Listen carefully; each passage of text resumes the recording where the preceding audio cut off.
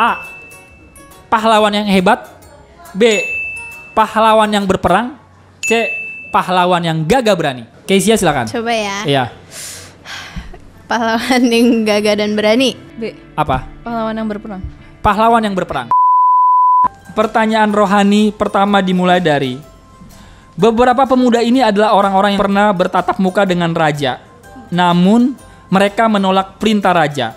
Meski tahu resikonya akan dihukum mati, namun beberapa pemuda ini tetap berpegang pada perintah Tuhan. Mereka menolak untuk menyembah patung raja atau menyembah perintah-perintah raja.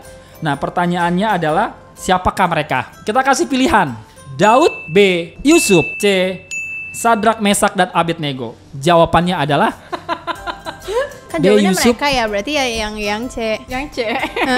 Jawabannya pasti C. Jawabnya apa, C? Sadak, Mesak, Iya. dan Abednego. Bener dah. Karena mereka menolak Iya, perintah raja tersebut, mereka ditaruh di perapian.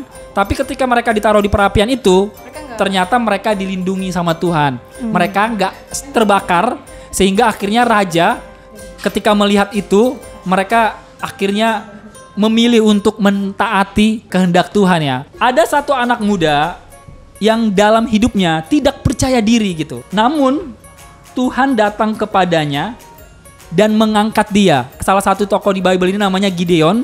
Dia nggak percaya diri, tapi Tuhan mengangkat Gideon dan berkata ... Jadi pertanyaannya, apa yang dikatakan Tuhan kepada Gideon? A. Pahlawan yang hebat. B. Pahlawan yang berperang. C. Pahlawan yang gagah berani. Kezia silakan. Coba ya. Iya. Pahlawan yang gagah dan berani. B. Apa? Pahlawan yang berperang. Pahlawan yang berperang. Ketika dia merasa tidak layak, Tuhan berkata kepada dia, Gideon, kamu itu adalah pahlawan yang gagah berani. Kadang-kadang ini gak sih kita ngerasa kayak insecure, kayak gak yang berat-berat banget sih, cuman yang di kehidupan sehari-hari aja. Kayak misalnya ngeliat teman kita cantik banget, terus kita yang kayak, ih ya ampun dia cantik banget. Aku kayak, gila aku nggak akan pernah bisa catch up dia gitu. Cuman kayak back again, kalau purpose hidup kita tuh bukan cuman satu, untuk jadi cantik doang atau untuk jadi hebat doang, tapi kita juga punya sesuatu yang lain yang mungkin nggak ada orang lain yang miliki juga gitu loh. Jadi kayak itu yang selalu remind aku untuk nggak boleh insecure, nggak percaya diri gitu. Aku tuh sebenarnya kadang tipe orang yang kayak suka nggak percaya diri gitu loh. Kadang kayak ini sebenarnya jelek banget, tapi kayak sebelum lakuin kayak udah ngerasa minder loh. Jadi kayak aduh, ini kayaknya nggak bisa deh.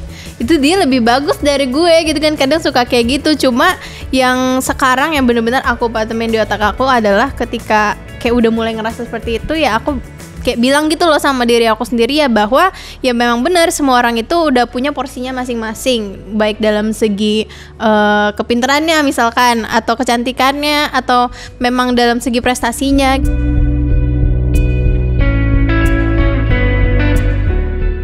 Pasti berdoa dulu pertama sih. Abis berdoa terus kita mulai menimbang-nimbang lagi ya, kayak misalnya secara rasionalnya gimana gitu.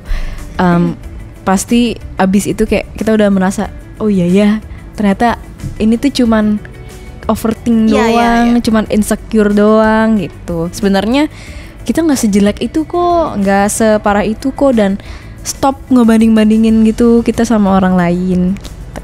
Ada seorang pemuda yang tidak dianggap oleh keluarganya dan cenderung diremehkan oleh saudara-saudaranya. Bahkan saat itu raja juga begitu iri sama orang ini, sampai akhirnya dia bisa mengalahkan seorang raksasa bernama Goliat. Siapakah dia? Audi. Daud. Kenapa begitu yakin dengan Daud? Apa yang kamu tahu tentang Daud? Daud adalah seorang pemuda, anak Tuhan ya, yang sangat berani gitu. Dia juga masa dewasanya gitu, dia menjadi raja, dan dia itu berfirman dengan cara melantunkan syair dan nyanyian gitu. Dia tuh kayak percaya banget gak sih sama Tuhan, sampai-sampai dia tuh ya pokoknya dia tuh bisa apa ya, mengalahkan pikirannya dia sendiri, even sampai dia tuh bisa ngalahin Goliat yang emang sebenarnya raksasa gitu kan, maksudnya gede banget gitu. Bahkan Daud itu badannya kecil kan, tapi dia bisa ngelawan seorang Goliat, itu luar biasa. Sahabat Super Youth, buat kamu yang terinspirasi dari program Super Youth, yuk terus dukung Super Youth untuk terus memberikan konten-konten inspiratif dengan berdonasi untuk Super Youth dengan cara scan barcode yang ada di layar kalian dan masukkan kode 008 di belakangnya.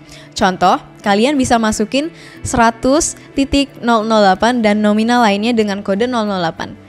Ayo ambil HP-mu sekarang dan scan barcode-nya ya, supaya Super Youth bisa terus konsisten dan semangat dalam memberikan konten-konten inspiratif untuk kalian semua.